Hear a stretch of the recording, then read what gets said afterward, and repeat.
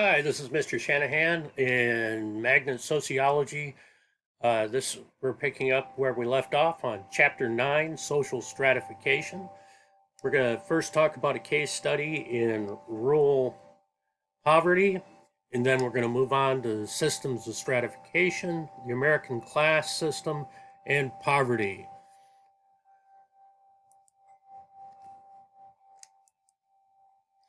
Most Americans equate poverty with images of the urban poor, but 20% of poor Americans live in rural areas. Poverty rates are much higher among rural minorities than among rural whites. Most of the rural poor have little access to government services, and the shift to a service economy has hit them especially hard.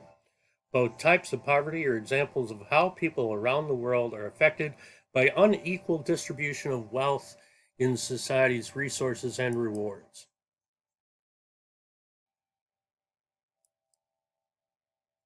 Most societies divide their members into ranks based on selected characteristics, which can lead to social inequality. Two basic types of stratification systems exist today: the caste system and the class system. Systems of stratification range from closed, in which the movement between ranks is difficult to open, in which individuals are able to move between ranks. Members of social class have similar levels of wealth, power, and prestige. Functionalists and conflict theorists offer differing explanations of the causes and consequences of stratification, while other sociologists attempt to blend the two theoretical approaches. Our main idea for this unit is many societies rank their members based on certain criteria, a process called social stratification. So our reading focus in the chapter will be: what are the characteristics of the two types of stratification systems? What are the three dimensions of social stratification?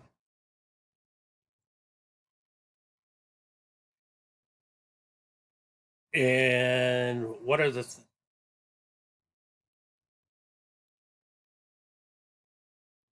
and how do major theories explain social stratification?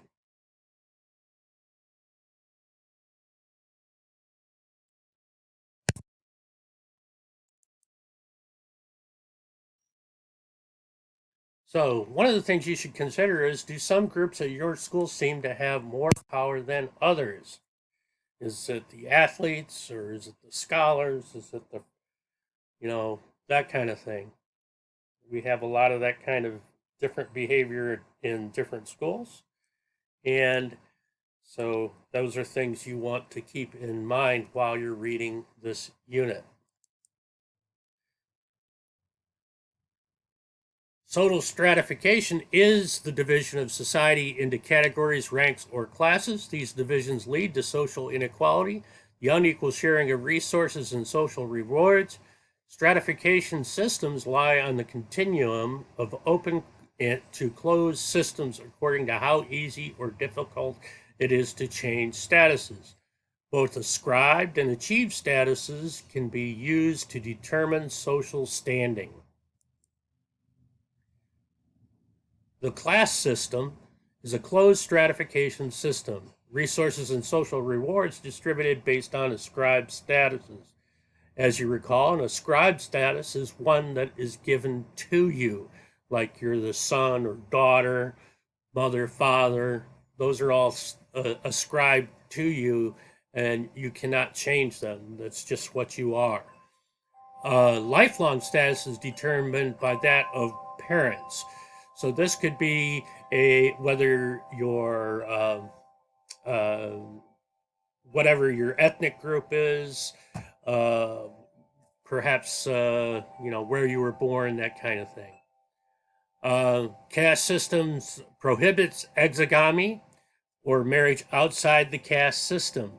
So, for instance, sometimes people are not allowed to marry outside their religion. Catholics have to marry Catholics, Jews have to marry Jews, Muslims have to marry Muslims, that kind of thing. Uh, that's not necessarily the case in our society, but it is in other places. Endogamy, or marriage within the caste, um, means that you can only marry in your social group. So if you are of a particular group, uh, like middle class, for instance, you can only marry somebody else that's in your middle class. So we'll talk more about this in a minute. Caste system is most commonly used. It was so structured in India. We tend to use the caste system of India as our example, and so you can count on this to be a major factor. The caste system is a system in which you are born into it and you cannot leave it. So no matter where you are in society, that's where you are. So in India, the caste system consisted of the Brahmins, which were the priests and scholars, and many of the people that now serve as doctors and lawyers come from that Brahmin caste system. The Kushtaris are ruler, nobles, and soldiers historically. The Visayas were the merchants, bankers, and business people. And your Sudras were your laborers and artisans, and then finally you had your Harijans or pariah class, which is considered the outcast limited to the most undesirable tasks. These people are more commonly known as Dalits now. The class system is more open than closed stratification system. The resources and rewards distributed according to the achieved status, some control over place in society, and Marx divided society into two different types. Remember, Marx is our prominent conflict theorist. He divided society up into the bourgeoisie, or the owners of the means of production, and the proletariat, or the workers who sell their labor in exchange for wages. Weber described three factors of class: property, prestige, and power. So if we contrast and describe the continuum of open systems and closed stratifications, you would compare the two systems and you would find that the closed caste systems are extreme continuum of no social mobility. Class systems closer to the other end of the continuum depending on how much mobility they offer. The caste system does not allow that movement between the Brahmins and the Kashtaris and or the Dalits and the Visayas. Okay. The dimensions of social stratification. Social class is a grouping of people with similar levels of wealth, power, and prestige. Wealth. Wealth equals assets, values of everything the person owns, and income of money earned through salaries and investment, returns, or other capital gains. In the United States, 1% of the population controls 1/3 of the wealth. Power. Power is the ability to control the behavior of others with or without their consent, and can be based on the force and special skill of a type of knowledge, particular social statuses, personal characteristics, or custom and tradition. So power can be determined this way.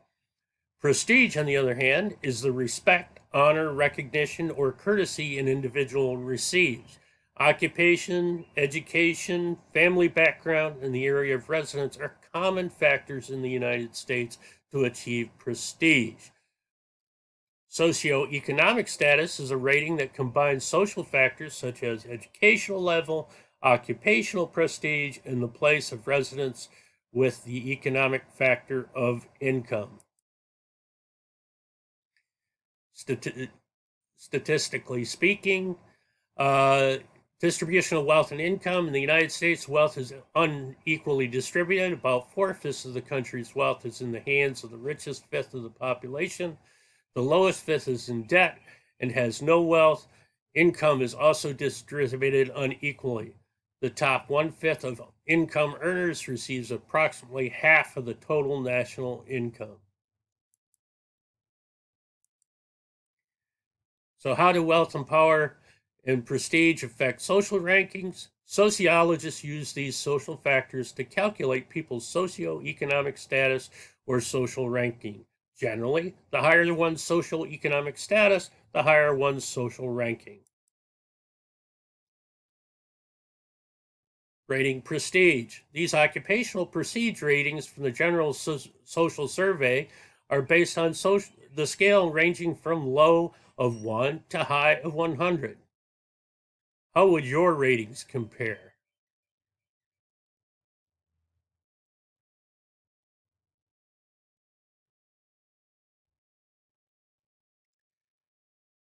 So what you would do here is working in pairs. You would survey a sample of students in your school to create your own occupational prestige ratings. First, list 20 occupations from the chart in alphabetical order on a piece of paper. Then ask each student the sample to assign a prestige value from 1 to 100 to each occupation. Calculate a rating for each occupation by adding up the values that each student assigned and dividing the number of students in the sample. Rank the occupations in order of their rating. Compare your results with the GSS rating and discuss your findings as a class. How might you explain the similarities or differences? What factors might influence the values of each person assigned? And remember, these ratings were taken back in 2006. So with our more modern ratings, these may very well change a great deal. Explaining stratification. The functionalist theory explains stratification by seeing it as a necessary feature. Certain roles must be performed for stability of society. Without varying rewards, some jobs would go unfilled. Critics point out that not everyone has the same access to resources. Conflict theory, of course, this is Karl Marx. He sees competition over scarce resources as the cause of the conflicts. A group in power can shape policy to maintain its power. Critics point out that not everyone is suited for every position. Efforts at synthesis, Dahandroff suggests each approach might be used to explain specific aspects of stratification. Lenski suggests each approach might be used to describe different societies. So, the main idea here was that sociologists synthesized functionalist and conflict approaches to social stratification. Gondroff, each theory explains specific aspects of the stratification, where Lenski's functionalist theory applies to simple societies, conflict theory applies to more complex societies. Social stratification around the world. All societies have ways to group their members based on specific characteristics. Ascribed statuses such as race, gender, and age are the most commonly used. The Kauai Papouans, a simple society where everyone lived in similar dwellings and did the same work, but some men a little more high and women down a little bit. The Maso, a matriarchal matrilineal females, are the leaders. In the Democratic Republic, the Congo is stratified by gender. Women don't have the same legal rights. Maasai nomadic groups stratified by age sets, where in South Africa, racial stratification officially ended in 1994, but still affects life. So here you can see the Maasai prepare for an initiation ceremony that will make the young warriors of the tribe. Down here we look at the Masao culture, where these Masao tribeswomen wear traditional dress.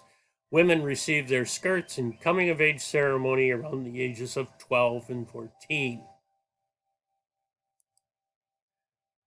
So how do these systems of stratification lead to social inequality? And do you think that these societies around the world would allow social stratification to continue? Be prepared to explain your answer.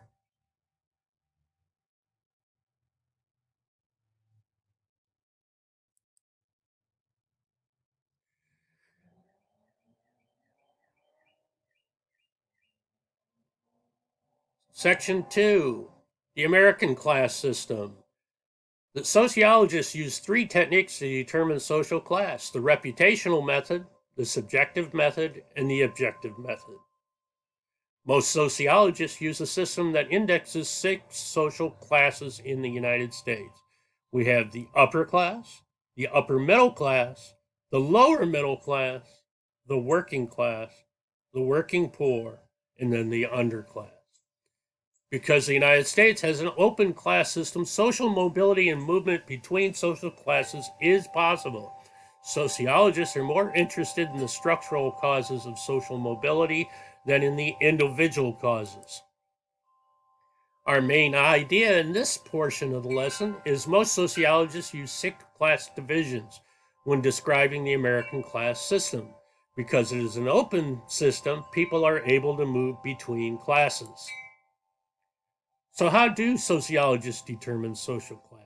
What are the characteristics of social classes in the United States, and what types of social mobility is there in the United States? These are the questions you should be prepared to answer at the completion of this section.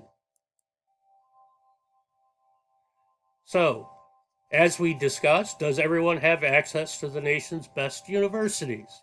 What factors interfere with this ability to go to the best universities? And how can these be overcome? The fewer ascribed statuses used to determine class, the more open the class system.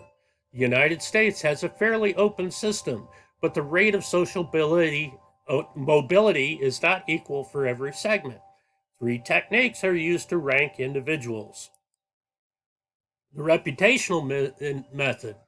Individuals in the community are asked to rank other members based on what they know of their characters and lifestyles. Is suitable only for small communities, and it cannot be used across communities because of varying values and things like that. The subjective method, individuals are asked to determine their own social rank.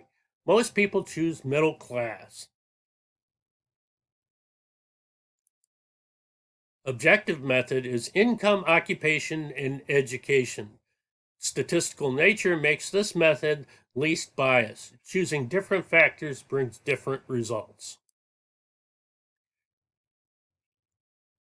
So sociologists use 3 methods to determine social class. The reputational method, individuals in the community rank other community members based on what they know of their characters and lifestyles. The subjective method, where individuals are asked to determine their own social rank. And the objective statistical method, which is used to determine social class by income, occupation, and education. The upper class is only about 1% of our population. There are 2 groups within the upper class. There's those with old money that have been rich for generations upon generations, and there's those with new money, which is not as prestigious. New money are the people who invented something that, and suddenly made it really big, like Bill Gates, for instance. The upper middle class is 14% of the population. High-income business people and professionals, such as doctors and lawyers. Many are politically and socially active. The lower middle class, 30% of the population, most hold white-collar jobs that require less education, provide less income, such as nursing, middle management, sales, teaching. They tend to live a comfortable life, but they have to work to maintain it. The working class is about 30% of the population. Many hold jobs that require manual labor or blue-collar jobs. Jobs may pay more but have less prestige than white-collar jobs. So the working class might be somebody like a plumber, an electrician, where they make a lot more than many middle-class people, but they're still considered working class because of the type of labor. Unexpected crisis can push individuals into lower classes. So many people in the working class can get laid off or go through economic hard times as a result of the economy decline. And then finally, the working poor. This is 22% of the population. These are the lowest paying jobs, such as house cleaning, migrant farm work, day laborers. Many rely on government programs. They tend to be high school dropouts. The underclass is 3% of the population. They have experience unemployment and poverty for several generations. Most rely on government programs, and life has always been a day-to-day struggle. So here again, the upper class is the 1% of the population. Their children go to the most prestigious universities. They're the owners and executives of large businesses and investment. 14% of the population is known as the upper middle class. They're college educated. They tend to be our business executives and our professionals. Then our lower middle class are the 30%. Their education is either high school or college. Occupations tend to be lower level managers, skilled craft supervisors, etc. The working class is 30% of the population. They typically have high school degrees or high school diplomas. They tend to be factory workers, clerical workers, lower level sales type people. And then finally, you have your working poor. These people tend to be migrant farm workers. They might have some high school. They are laborers, service workers, gardeners, and house cleaners, very likely to be dropouts. And then finally, your 3% have very little or have some high school. Oftentimes, they're dropouts. They're undesirable, low-paying jobs. They're unemployed and often have to receive public assistance. So, American social classes reflect social inequality. By wealthier Americans have more jobs and greater opportunities for education and jobs.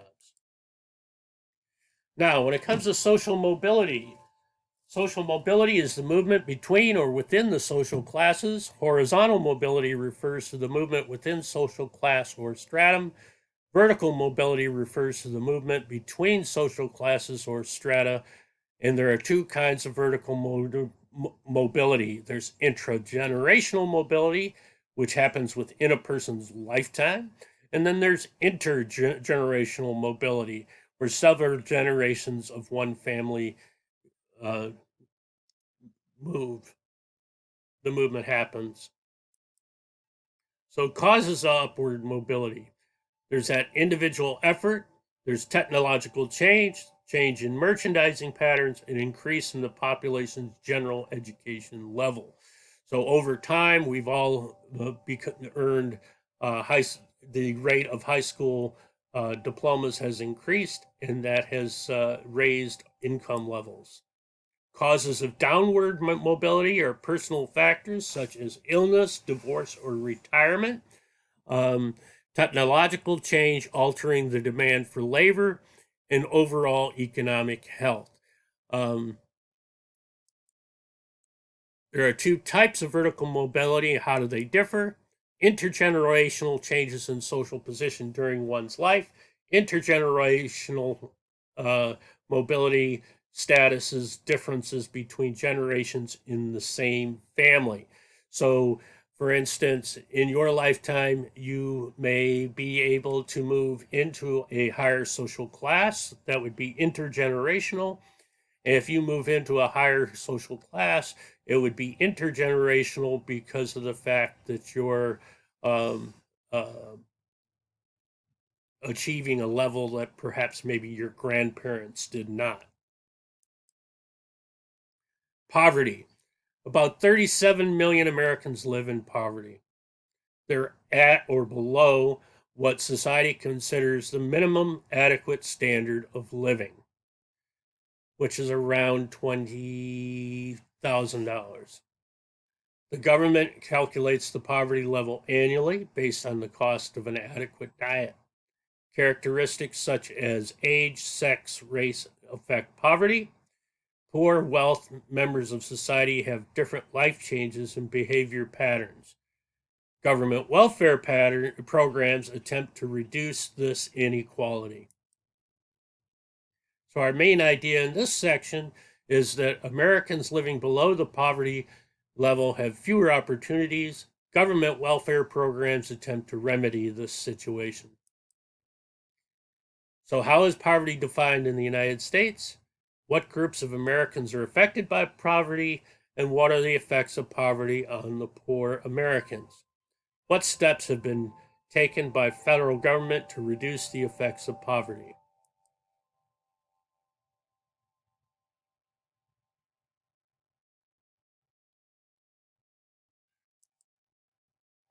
Although the United States is one of the richest countries in the world, about 3% of its population lives below the poverty line.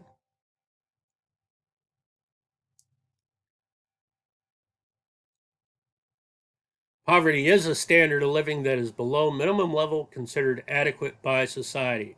What one society sees as poverty might be seen as adequate by another society. Poverty level is the minimum income needed by a family to survive, calculated as the cost of an adequate diet. The criticism of the method of calculating poverty has led to attempts to find a better definition. Back in 2007, for family size, one person under 65 years of age, it was $10,787. 65 and older, it was $9,944. Two-person household income, householders under 65, 13,884. Households 65 and older is 12,533. And as you can see here, the scale changes. Okay, so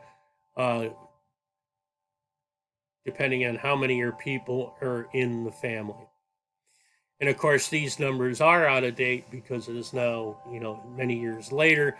But this gives you an indication of where it was. You can look these statistics up online. Identify supporting details. How is poverty level determined?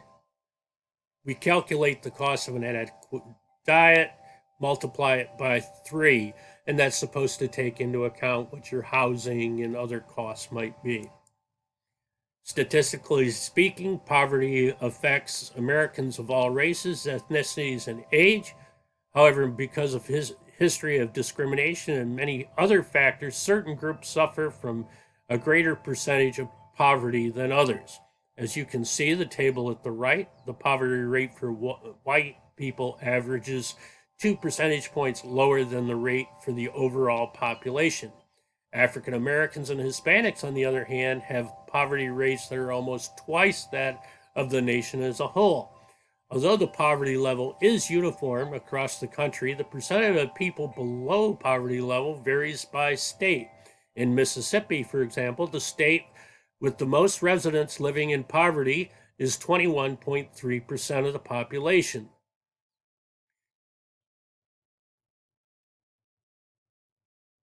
In contrast, only 7.5% of New Hampshire residents are below the poverty level. Economic factors such as the strength of local industries, education programs can cause these variations. Cost of living, local measure may also play a role. For example, urban areas tend to have high costs of living. In New York City, the cost of living is among the highest in the nation, and 1 in 5 people there live below the poverty level.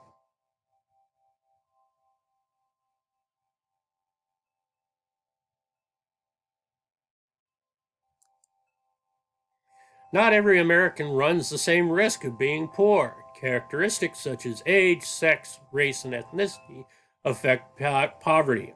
Age. As an age group, children have the largest percentage of people living in poverty. Sex. About 57% of the poor are women. And race and ethnicity, African Americans and Hispanics are more likely than whites to live in poverty. And of course, this is to some extent due to discrimination factors. What characters make it more likely that someone will live in poverty? Being a child, being a woman, being an African American, or a Hispanic. Effects of poverty. Poor and wealthy members of society have different life chances and behavior patterns. Life chances define the individual's likelihood that an individual will share the opportunities and benefits of society. Life chances include health, length of life, housing, and education. Poverty is a disadvantage of health and life expectancy. People who are poor tend not to be able to eat as well or have the healthy life patterns that might otherwise exist, and therefore have shorter lifespans. Divorce rates are higher among lower income families because of problems that they have within their environment, being poor.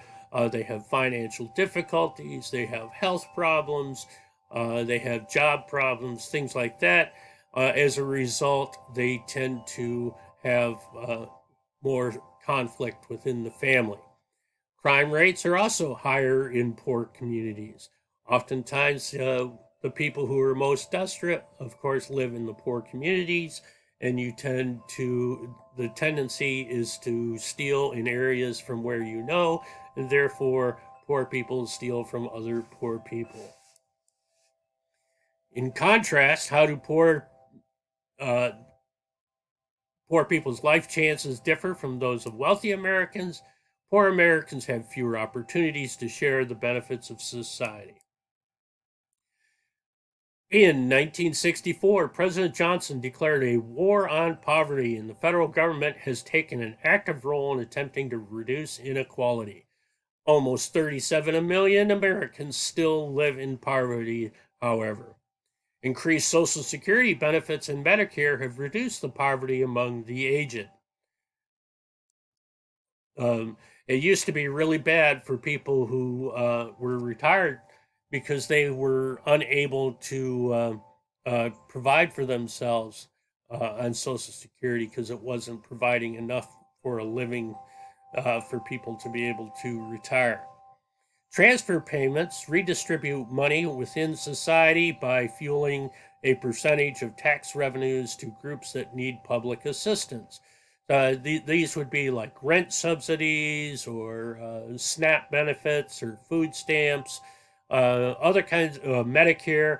These are all kinds of ways of providing services to people who are unable to earn as much money and do better, like perhaps WIC. Subsidies transfer goods and services rather than cash.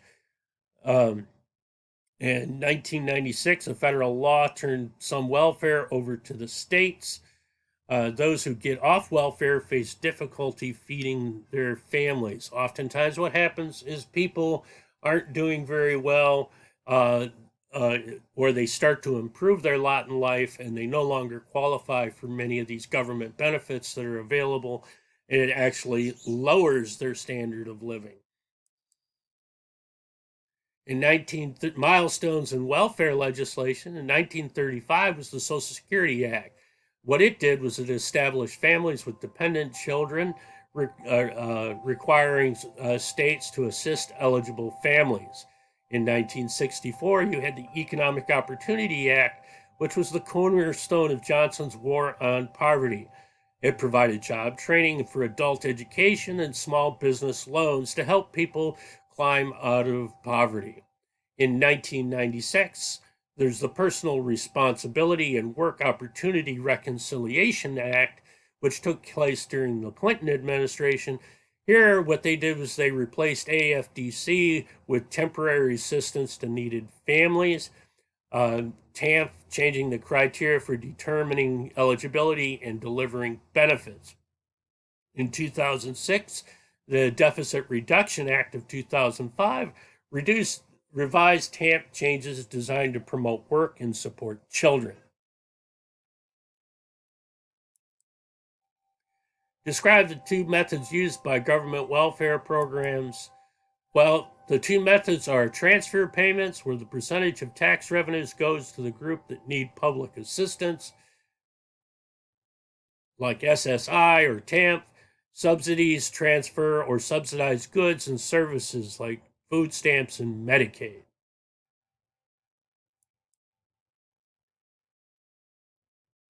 Okay, our simulation. Let's apply what we've learned. Uh, what are significant everyday lifestyle differences between people in different classes in the United States? So in this simulation, you will glimpse what some of the American social classes look like from using 3 imaginary families. Create a budget for each. Chart the budget in a pie graph. Create your own budget. Figure out how much money your family has for the month. Decide what percentage of the family's income should go towards housing, transportation, food, health care, personal care, and miscellaneous items. So here's a budget worksheet that you can use in which you need to collect this data. All right, what we will be discussing is what did you learn? As you discuss the following, how do the options for each family member differ? Which families bought it, bought and which rented? How did the amount of money for unnecessary expenses vary? Did your families have money for emergencies? How might government programs change the Drake family budget? That concludes our chapter on social stratification. Um, if you have any questions, please let me know and we can discuss. Thank you.